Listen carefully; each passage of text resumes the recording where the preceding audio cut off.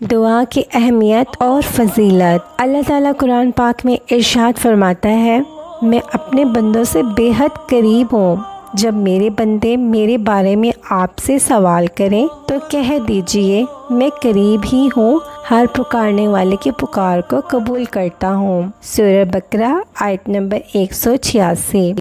نبی کریم صلی اللہ علیہ وآلہ وسلم نے فرمایا، جو شخص اللہ تعالیٰ سے دعا نہیں کرتا اللہ تعالیٰ اس پر غضبناک غصہ ہوتا ہے۔ سنن ابن ماجہ حدیث نمبر 3827۔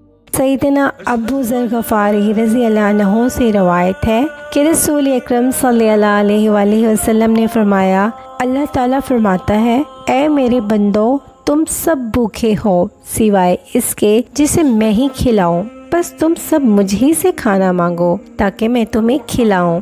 اے میرے بندو تم سب ننگے ہو سوائے اس کے جسے میں ہی پہنا دوں، سو تم مجھ سے ہی لباس طلب کرو تاکہ میں تمہیں پہنا دوں۔ اے میرے بندو اگر تمہارے پہلے اور پچھلے، تمہارے جن اور انسان سب ایک ہی میدان میں جمع ہو جائیں اور سب مل کر مجھ سے سوال کریں اور میں ہر سوال کرنے والے کو اس کی طلب کے مطابق عطا کر دوں تو میرے خزانے میں سے اتنی بھی کمی نہیں ہوگی جتنی ایک سوئی کو سمندر میں ڈبونے سے اس کے پانی میں کمی ہوتی ہے۔ نبی کریم صلی اللہ علیہ وآلہ وسلم نے فرمایا، اللہ سے مانگو تو قبولیت کے یقین سے مانگو، یہ یاد رکھو اللہ تعالیٰ کسی غافل اور لاپرواہ دل کی دعا قبول نہیں فرماتا۔ ترمذی حدیث نمبر 3479۔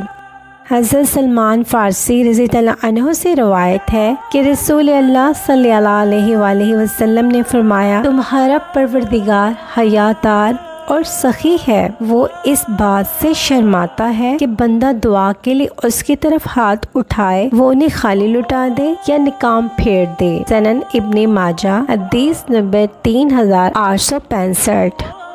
اللہ سے مانگنے کا بہترین طریقہ۔ نبی کریم صلی اللہ علیہ وآلہ وسلم نے فرمایا، جب تم میں سے کوئی شخص مانگنا چاہے تو اللہ کی حمد و ثنا سے ابتدا کرے، پھر نبی کریم صلی اللہ علیہ وآلہ وسلم پر درود پڑھے، پھر اس کے بعد مانگے، یہ کامیابی کے لیے زیادہ مناسب ہے۔